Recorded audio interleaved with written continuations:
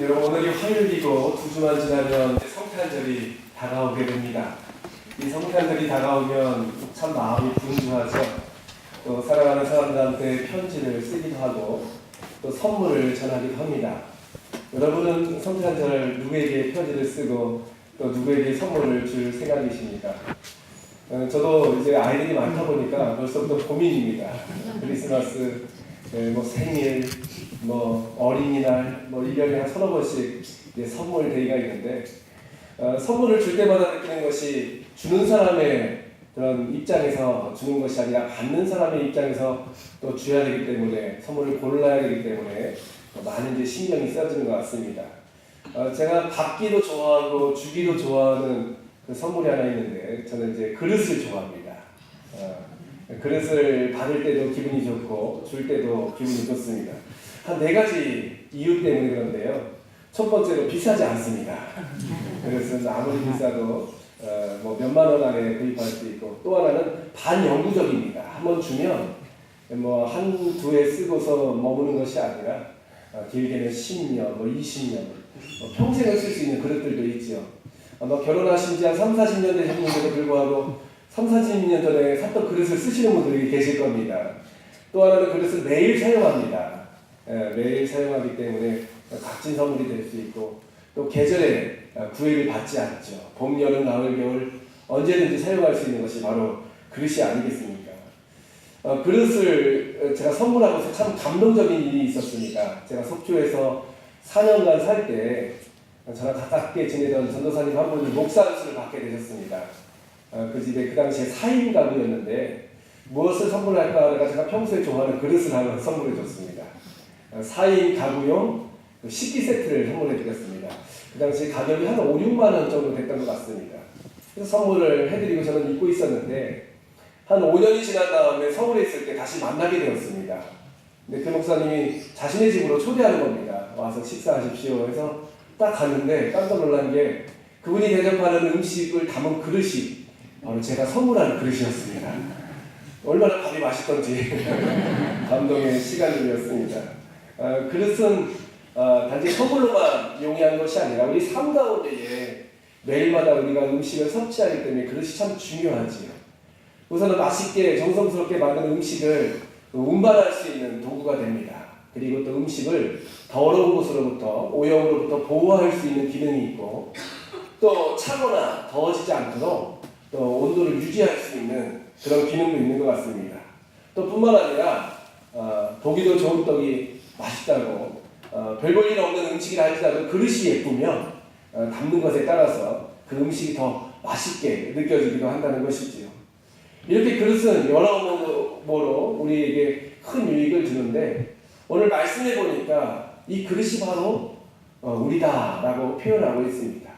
그릇과 같은 삶이 바로 우리의 삶이고 신앙생활을 그릇에 빗대어서 설명하고 있는 것이죠. 먼저 오늘 말씀이 기록된 디모데 전서 후서의 말씀은 나이가 많은 디모데가 자신의 영적인 아들이자 또 목회자인 동역자인 디모데에게 썼던 편지입니다. 이 편지를 쓴 이유는 2가지입니다. 크게 하나님 앞에 신실하고 인정받는 신앙인이 되어라.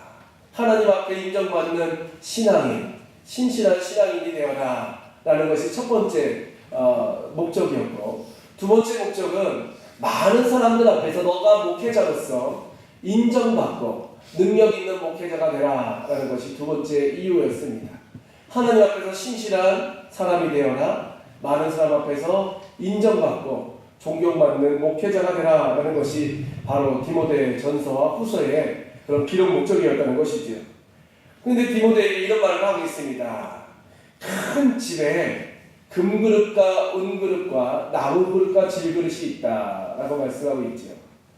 이것은 큰 집에 대해서 해석이 여러 가지가 있겠지만 하나님이 지으신 교회를 상징할 수도 있습니다. 근데 그 집이 큰 집이라 표현하고 있습니다. 왜 큰 집이라 표현했을까요? 여러 종류의 그릇이 있기 때문에 큰 집이라고 표현하고 있는 것이죠. 작은 집에는 그릇도 한두 가지밖에 없겠지만 큰 집에는 그릇도 여러 가지가 있겠죠. 그 가운데 금그릇이 있다, 은그릇이 있다, 나무그릇이 있다, 질그릇이 있다라고 말씀하고 있습니다. 그러면서 또 이렇게 설명하고 있습니다. 20절 하반절에 보니까 그 가운데는 귀 쓰는 그릇도 있고 천이 쓰는 그릇도 있다라고 말씀하고 있습니다. 여기서 천하게 쓴다는 것은 뭐 나쁜 그릇을 의미하는 것보다는 더러운 것을 담을 수 있는 그릇이 된다라는 의미겠지요.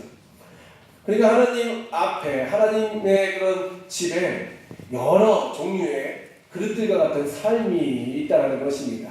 하나님께서 귀 쓰는 자도 있고 천이 쓰는 자도 있다라는 것이죠. 근데 21절 말씀에 보면 이 20절에 금그릇, 은그릇, 질그릇, 나무그릇에 대한 해석이 등장하는데, 그러므로 누구든지 이런 것에서 자기를 깨끗하게 하면 귀 쓰는 그릇이 되어 거룩하고 주인의 쓰심에 합당하며 모든 선한 일에 준비함이 되리라 라고 말씀하고 있습니다.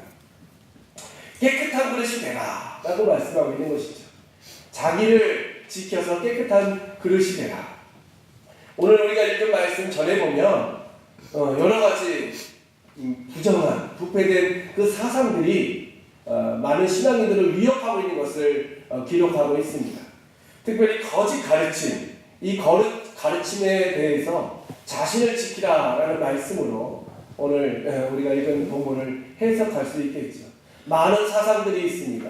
하나님의 말씀보다는 더 힘있어 보이고 더 달콤해 보이는 많은 말씀이 있지만 결국 그것이 부정하고 부패하고 더러운 것이기 때문에 그 가운데서 자신을 지켜 깨끗함을 가지라라고 말씀하고 있습니다. 이 깨끗함에 대해서 21절 하반절에 보면 거룩하고 선함이다라고 표현하고 있습니다. 결국 거룩함과 선함을 통하여 자신의 삶을 깨끗하게 지켜라는 것이죠. 참 많은 것들로 인하여 우리 신앙인들의 정체성이 오염되는 것 같습니다. 저는 이 말씀을 준비하면서 소금에 대한 주님의 비유를 생각하게 되었습니다. 너희는 세상의 빛이요 소금이라 할 때 그 소금이 맛을 잃으면 아무 쓸데없어 다만 밖에 버려져 밟힐 뿐이다 라고 말씀하고 계시죠. 이스라엘 성지순례를 다녀오신 분은 알겠지만 이스라엘에는요 순도 높은 소금보다는 암염이라는 것을 많이 사용합니다. 이 암염이라는 것은 바다에서 물을 증발시켜서 얻는 그 소금이 아닌 바위 틈틈에 하얀 띠로 되어 있는 그 소금을 말하는 것이지요. 순도 높은 소금들이 있습니다. 산에 가서 이렇게 암염을 딱 캐다 보면 그 암염 가운데 순도 높은 소금이 있어서 그것을 가지고 이제 사용하기도 하지만 멀리서 볼 때는 분명히 소금입니다. 또 가까이 가서 하얀 소금과 같은 결정이 있어서 캤는데 문제는 그 소금과 같이 생겼던 그것이 석회였던 그런 일들이 많이 있다는 것이죠. 석회와 소금은 멀리서 볼 때 비슷하지만 캐서 맛을 보면 이것이 소금이 아니기 때문에 그것은 소금으로서의 기능을 잃어버려 다만 밖에 버려져 사람들한테 밟힐 뿐이다 라는 그 주님의 말씀이 기억납니다. 이 세속에 물들지 않고 이 석회와 같은 하나님 말씀과 비슷한 것을 우리가 따라가는 것이 아니라 신실한 하나님 말씀, 거룩한 주님의 말씀을 통하여 우리가 주님 앞에서 옳은 행실을 회복한다면 순도 높은 소금과 같이 깨끗한 그릇과 같이 주님 앞에 쓰임받을 수 있는 것이죠. 본문에서 보면 금그릇이 귀해 보이지만 사실 사도 바울은 이미 그릇에 대한 기록을 여러 차례 했던 것을 볼 수 있습니다. 로마서 9장 21절에서 24절 말씀에 보면 이 로마서에서 사도 바울은 이미 하나님의 영광을 위해서 쓰임받는 그릇이 있고 멸망을 위해서 쓰임받는 그릇이 있다라고 표현하고 있습니다. 뿐만 아니라 고린도후서 4장 7절 말씀에 보면 우리가 이 거룩한 이 귀한 보배를 질그릇에 가졌으니 이는 능력의 힘이 큰 것이 하나님께 있고 우리에게 있지 않음을 알게 하려 함이라 라고 말씀하고 있습니다.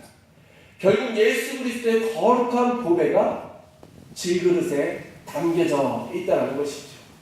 금그릇이 중요한 것이 아니라 은그릇이 중요한 것이 아니라 내 삶 가운데 비록 나무그릇과 같은 질그릇과 같은 부족함이 있다 할지라도 그 보배 대신 예수님을 담을 수 있는 거룩함만 있다면 깨끗함만 있다면 이것이 우리 삶 가운데에 하나님의 영광으로 나타날 수 있다는 것입니다. 여러분 세상에서 참 아름다운 그릇이 어떤 그릇일까요? 이 가장 깨끗한 그릇이 어떤 그릇이었을까요?